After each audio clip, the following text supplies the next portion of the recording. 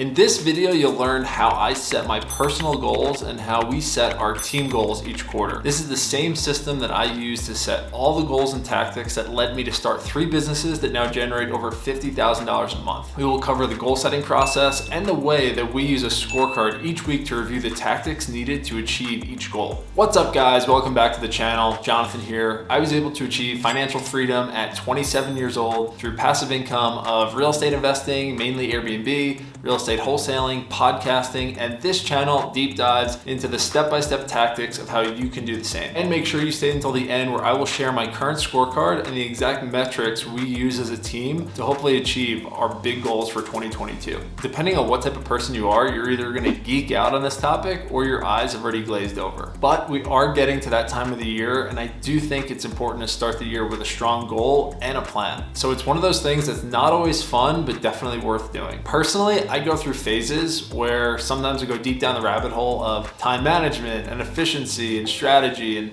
time tracking and habit building and all that stuff. And then other times it's the last thing I want to do, and I feel like it hinders my creativity. But whenever I feel like that, I think of a David Allen quote, the author of one of my favorite productivity books. And the gist of the quote is that even the most creative people accept that highways need lines painted on them and roads need traffic lights to improve driving. So a little structure can be helpful, and in a lot of cases, it's actually needed. The breakdown of this video will be 3 parts. The first part is gonna go over how to break your larger goals into quarterly actionable goals. The second part is about tracking your metrics or KPIs to ensure that the actions you're taking will get you to the goals you set. And the third part is about how to make pivots or adjustments to your tactics as they're needed. Before we get started, if you get any value from my videos or you're interested in these topics, please consider giving a like and a subscription and turning that bell on. That way you get notified when a new video is out and can be part of the first few people who usually get a giveaway from my videos. Okay, part 1, breaking down your goals into quarterly actionables. It's really nerdy, but thinking of an analogy for this video on goal setting, I was thinking about Goldilocks. If your goals or your actions are too big, too small, or the wrong goals, they just won't feel right, meaning nothing will get done. So for that reason, I like to start with the bigger goal, which in this case is usually a 1 year or quarter, and then I like to back into smaller actions I need to do every day to achieve that goal. We personally started using quarterly goals in our business after reading and adopting the 12-week year system. I like this system a lot, mainly because it forces urgency and helps ask the question of how I can achieve something big in an uncomfortably short period of time. Instead of 12 months, you have 12 weeks to achieve your goal. And the reason I switched to this was after last year,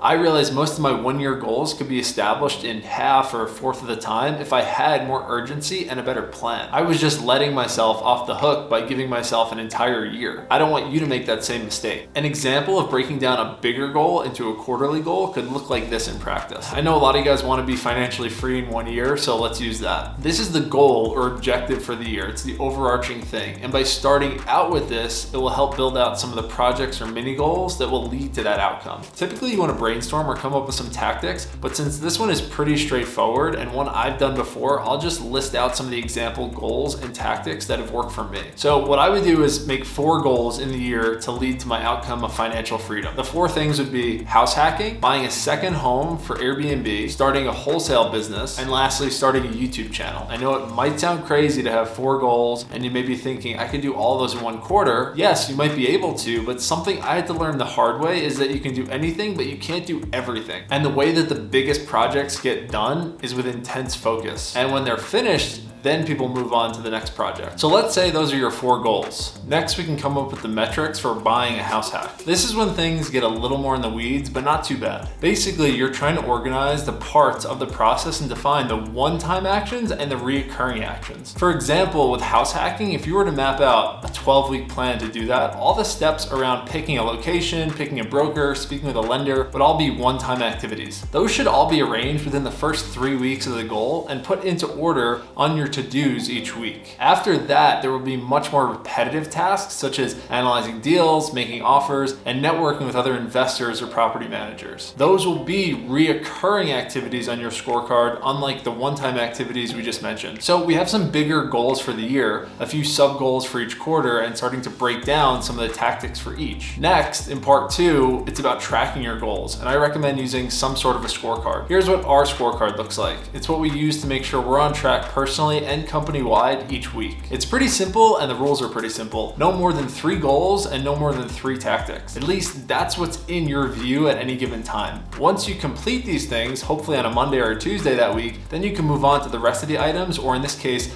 less important items. And like a lot of other productivity specialists out there, we like to front load all of our tactics. What that means is getting most of our important stuff done as early in the week and early in the day as possible. By doing it this way, you have more energy and less distractions, and you can also use the rest of your week to do less intense work or be more creative. The scorecard we use is nothing crazy, but it is effective. The ultimate goal of a scorecard is to remove the gray area when someone asks you how your week is going or what's going on, and turn that into something that's more measurable and tangible. Telling someone you're doing okay or not great is not effective. We want to know how we're doing by the percentage of the KPIs we're hitting. By doing it this way, it's much easier to see patterns and make improvements. If anyone is looking to be more productive in general, you definitely need to check out The Effective Executive by Peter Drucker. It's one of my favorite books on productivity and kind of like the OG productivity book. The way I organize mine and review it is by sitting down each Sunday either with my team or by myself and review the tactics and outcomes from the week before. Basically reviewing what went well and what didn't go well. If things went well, sometimes there will be a reward. If they didn't, I'm trying to get better at this, not being too hard on myself and be nicer to myself. I think a lot of high achievers feel that, but